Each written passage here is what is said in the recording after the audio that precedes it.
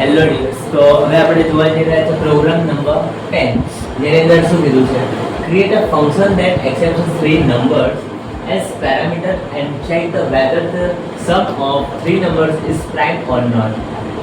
Input should be collected from the user using HTML page.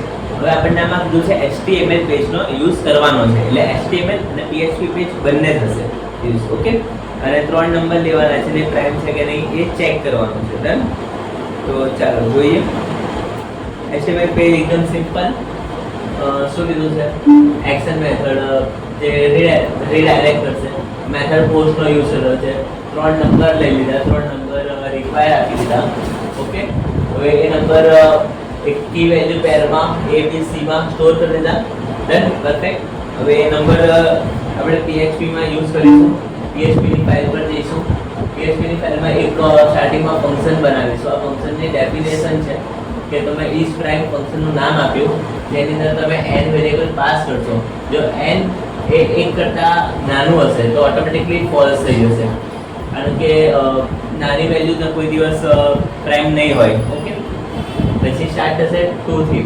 હવે એના square root, એટલે કે n જે આવ્યો છે n ના સ્ક્વેર રૂટ કરતા જો i નાનો હશે તો જ આ વસ્તુ આગળ વર્ક કરશે. એના પછી i++ સુધી વર્ક કરશે. ઓકે, જેનું રિમાઇન્ડર 0 હશે એ વસ્તુ ડાયરેક્ટલી ફોલ્સ થઈ જશે. ડન. હવે રિમાઇન્ડર 0 નો મતલબ શું થાય કે 25 છે અહીંયા અને 5 છે, તો આ રિમાઇન્ડર કહેવાય. આ રિમાઇન્ડર 0 થાય એટલે આ વસ્તુ ફોલ્સ. ડન.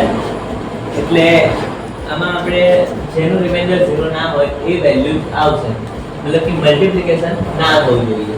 પરફેક્ટ. તો ચલો હવે આપણે જોઈએ એમાં આગળ શું લખેલું છે.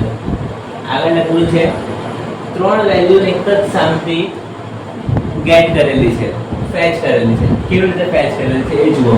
કે પોસ્ટ મેથડનો યુઝ કરીને a ની અંદર જે છે એને a માં સ્ટોર કર્યું, પછી b ની અંદર જે છે એને b માં સ્ટોર કર્યું, અને c ની અંદર જે છે એને c માં સ્ટોર કર્યું. પરફેક્ટ.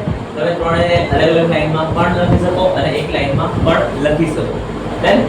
હવે ત્રણેયનો સમ કરવાનો છે. સમ વેરિયેબલની અંદર હવે સમ વેરિયેબલને પ્રિન્ટ કરવાનું છે.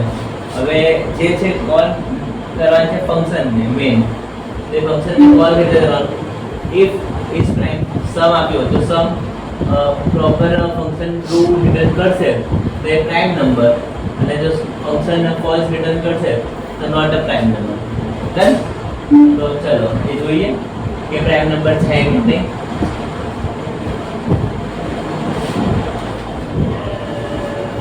Programme number 10. અહીંયા આપણે સમ કરીશું 2 5 and 1. તો not a prime number. Okay, આ પ્રાઇમ નંબર નથી, તો પ્રાઇમ નંબર છે શું? અહીંયાથી આપણે 1 કરી દો. અહીં પ્રાઇમ નંબર 7 એ પ્રાઇમ નંબર છે. ડન. એટલે નોટ અ પ્રાઇમ નંબર અને પ્રાઇમ નંબર બંને આવી ગયો. તો આ હતો તમારો પ્રોગ્રામ નંબર 10. તો આપણે મળીએ છીએ વધુ એક નવા વિડીયોમાં નવા પ્રોગ્રામ સાથે. Thank you.